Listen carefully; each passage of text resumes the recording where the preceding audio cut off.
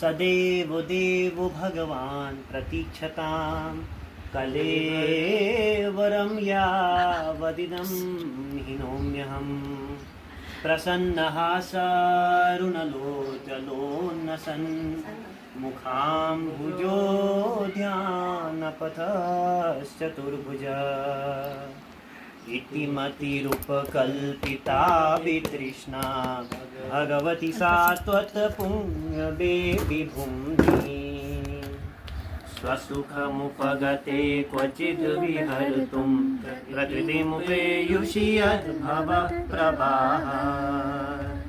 त्रिभुवनकमलं तमालवर्णं रविकरगौरवराम्बरं दधाने वपुरलककुलावृताननाद्यं विजयसखेरतिरस्तु मे नवद्या युधितुरगरजो विधुम्रविश्वत् कचलुलिताश्रमवार्यलङ्कृताश्चे मम निशितशरैर्विविध्यमान त्वचिविलसत्सवचेष्णु कृष्ण आत्मा सपदि सखि वचो निशम्य मध्ये निजपरयोर्वलयोरथं निवेश्य